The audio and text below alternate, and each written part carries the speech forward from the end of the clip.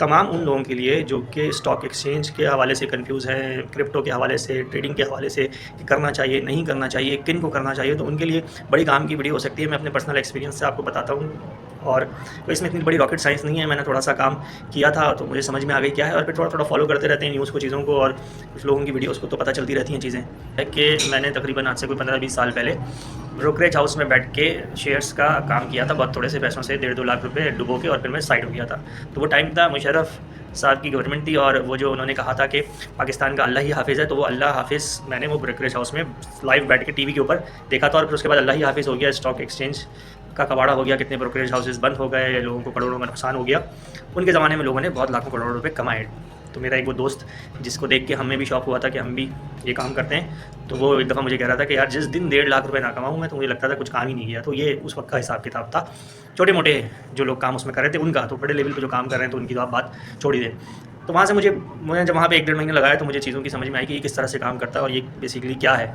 वैसे तो जब मैंने वहाँ पे स्टेप इन किया था, पहला दिन था मेरा, तो वो माहौल देख के ब्रोकरेज हाउस का, हालांकि बड़े तमीज़ के तरीके की ऑफिस था वो, और बड़े तमीज़ के लोग बैठे हुए थे, लेकिन मुझे वो देख के और सारा जो फीलिंग आई थी ना, वो ये आई थी कि अदील तेरे करने का काम ये नहीं है। लेकिन बहरहाल उस वक्त कुछ और कर नहीं रहा था, और लालच बुरी बला है। हमने कहा चलो करते हैं, अब जब आई गए हैं, अकाउंट में पैसे डलवा ही दिए हैं, तो करके देखने में क्या हर्ज है। तो बहरहाल मैं आपको बताऊं कि असद उल्ला मेरा ख्याल से नाम है, ईवन क्लिप्स पे एक साहब आते, तो वो अपनी एक वीडियो में कहने लगे कि भाई जो है ना, स्टॉक एक्सचेंज हो गया आपके पास, क्रिप्टो हो गया, और ये ट्रेडिंग हो गई, फॉरेक्स ट्रेडिंग वगैरह, ये सारे का सारा जुआ है। हमारा प्लेटफॉर्म मौजूद है, अगर कोई चैलेंज करना चाह रहा है तो हम उसको बिठा के ये चीज़ साबित कर देंगे, ठीक है ना। तो बात उनकी ना बिल्कुल ठीक है कि ये सारी की सारी चीज़ें ना जुए की तरह ही काम करती हैं। तो फ़र्क इसमें यह है, समझना यह है कि दो तरीके से चीज़ें होती हैं, ठीक है ना। और एक तो ये है कि आप अगर रोज़ की बुनियाद के ऊपर कर रहे हैं तो वो जुए की तरह ही है ऑलमोस्ट, ठीक है। उसमें उसकी बहुत सारी वजूहत हैं। एक तो ये कि रोज़ आप कर रहे हैं, एक तो जो कराची स्टॉक एक्सचेंज है पाकिस्तान में, जिस तरह से ये काम करता है कराची स्टॉक एक्सचेंज, इस तरह से दुनिया भर में स्टॉक काम नहीं करती है। यानी कि जिस तरह से इसमें बहुत तेज़ी से चीज़ें बाज़ दफ़ा ऊपर चली जाती हैं, बहुत तेज़ी से डिप आ जाता है, तो ये दुनिया में इस तरह से चीज़ें काम नहीं करती। और ये सब चीज़ें जो काम कर रही होती हैं, ये इन्वेस्टमेंट की बेस के ऊपर काम कर रही होती हैं। एकदम से बहुत बड़ी इन्वेस्टमेंट आ गई, एकदम से बड़े इन्वेस्टर्स ने पैसा निकाल लिया, लोगों के पैसे डूब गए जो छोटे सरमायाकार हैं। तो इस वजह से ये बिल्कुल जुए की तरह ही काम करती है। तो दो तरह से जो चीज़ें हैं इसके अंदर, वो इस तरह से हैं कि एक तो अगर आप लॉन्ग टर्म इन्वेस्टमेंट करते हैं तो वो तो ठीक है। लॉन्ग टर्म इन्वेस्टमेंट आप किसी हलाल शेयर्स के अंदर करते हैं, जो कि शरिया कंप्लाइंट शेयर्स हैं हमारे पास, स्टॉक एक्सचेंज में भी आपको मिल जाएंगे। तो वो तो ठीक है कि आपने एक दफ़ा में जितने भी पैसे आपके पास हैं, 2-4-6 लाख रुपए आपने डाल के वो शेयर्स ख़रीद लिए, और फिर वो साल 2 साल 5 साल जब भी आपने बेचे तो आपको उस पर प्रॉफिट हो गया, ठीक है। उसमें भी बाज़ दफ़ा चांस है कि आपने कोई शेयर इस तरह के हैं कि आपने चांस ले लिया, बहुत कम पैसों के हैं, वो 10-15-20 रुपये का एक शेयर है, आपने ख़रीद लिया और पता चला कि कंपनी डूब गई और आपके पैसे भी डूब गए, तो उसके अंदर भी चांस है। लेकिन उसमें अमूमन लोग जो बड़ी कंपनीज़ होती हैं, जिनका अच्छा पोर्टफोलियो होता है, उसी में इन्वेस्ट करते हैं, ठीक है ना।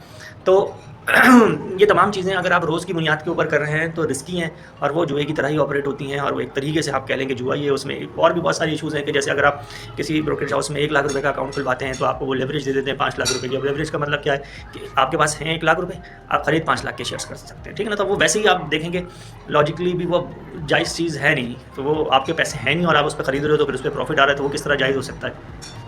आजकल मैं देख रहा होता हूँ कि बड़े अच्छे लोग भी जो है ना, वो इस तरह की चीज़ें गाइड कर रहे होते हैं क्रिप्टो के अंदर और ट्रेडिंग के अंदर कि भाई आप ये अकाउंट खुलवाएं, आपको लेवरेज मिलेगा। तो लेवरेज किस तरीके से रहती है चीज़ें। अच्छा, अब इसमें एक बहुत बड़ा मसला पता है क्या है, जो लोग रोज़ का काम करते हैं, अगर टाइम अच्छा चल रहा है, यानी कि स्टॉक एक्सचेंज ऊपर ही जा रही है, तो एक बहुत बड़ा इशू ये है, और बहुत बड़ा इशू है, आप यकीन करें कि आपको उसकी समझ नहीं आएगी। वो इशू ये है कि अगर आप इसमें कमा गए, फ़र्ज़ कर लें 2-4-6 महीने, जैसे मुशर्रफ टाइम पे बहुत लंबे पीरियड तक स्टॉक एक्सचेंज ऊपर की तरफ ही जाते रही, बीच में कहीं कहीं डिप आए होंगे, लेकिन ज़्यादातर ऊपर जाती रही, तो लोगों ने बेहिसाब पैसा कमाया। लेट्स से कि 2-3 साल आपने इसमें पैसा कमा लिया। अब जितना अरसा आपने पैसा कमा लिया ना, जितना ज़्यादा आपने इसमें पैसा कमा लिया, आप समझ लो उतना आप फंस गए। आपको ईजी मनी की आदत लग गई, और आपसे आप कोई दूसरा काम होगा ही नहीं। यानी कि अगर आपने लेट्स से कि 2 साल उसमें पैसे बना लिए, करोड़, 2 करोड़, 3 करोड़, 50 लाख, जितने भी बना लिए, तो आप समझ लें अगले 4 साल आप वेले बैठे रहेंगे। अगर स्टॉक डाउन हो गया, ठीक है, तो क्यों वेले बैठे रहेंगे? क्योंकि आपको आदत लग गई ईजी मनी की और इस तरह से पैसे बनाने की।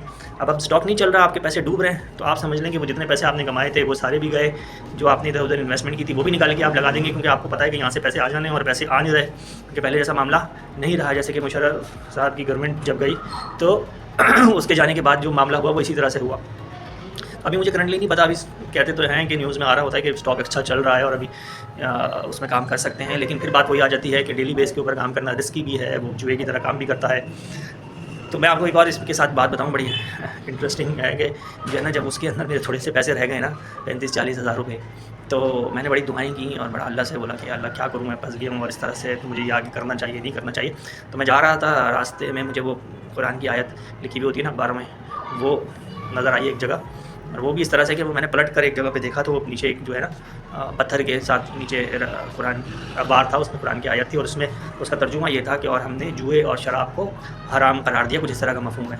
तो मैंने कहा यार ये भी अल्लाह की तरफ से इशारा है कि ये जुए की तरह ही काम करता है, ये छोड़ देना चाहिए। बहरहाल हमारे तो ऑलरेडी पैसे ही डूब गए थे, अगर हम वहाँ से कुछ कमा लेते तो शायद हम मज़ीद उसके अंदर लगते, तो हमें अल्लाह ने साइडलाइन कर दिया। तो आपके पास पैसे हैं इतने कि आप लगा के छोड़ सकें तो लगा दें, नहीं तो फिर जो है ना ये करने का काम नहीं है रोज़ की बुनियाद पे। वैसे भी जिनके पास कम सरमाया है ना, उनके लिए तो वैसे ही बहुत रिस्की है। 1-2 लाख रुपए आपने लगाए और कहीं थोड़ा सा ऊपर नीचे हो गया तो आप समझ लें कि आपके वो 1-2 लाख रुपए तो वो मतलब 10 मिनट भी नहीं लगते, आप बिल्कुल वैनिश ख़त्म हो जाएंगे पैसे। वो रोज़ का भी गेम उनके लिए है कि जिस तरह बाज़ दफ़ा आपने वकार ज़का को देखा होगा, वो काम कर रहा होता है, या इस तरह से और बड़े इन्फ्लुएंसर हैं, तो आपके पास अमाउंट बहुत तगड़ा हो, लाखों रुपए आपके पास हों और आपकी अच्छी रिसर्च हो और आपको कोई अच्छा सिग्नल मिल गया हो। अब सिग्नल का भी देखें बड़ा गेम है ना, तो जब हम वहाँ पे काम करते थे तो हमें समझ में आई कि उसमें होता ये है कि जो लोग बड़े ब्रोकरेज हाउसेस में बैठे हुए हैं, जहाँ पे बड़ी तगड़ी इन्वेस्टमेंट आनी होती है, तो वहाँ पे जो ब्रोकर होता है और जो लोग होते हैं जिनके हाथ में चीज़ें होती हैं, तो वो क्या करते हैं, आगे पीछे अपने जान पहचान के लोगों को फ़ोन करके बता देते हैं, मैसेज करके बता देते हैं कि भाई फ़लाना शेयर है, इसमें बड़ी इन्वेस्टमेंट आ रही है, आपने इतने पैसों पर ख़रीदना है और इतने पैसों पे बाहर निकल जाना है बेच के, ठीक है ना, तो आपको उस पर क्या होगा, प्रॉफिट होगा।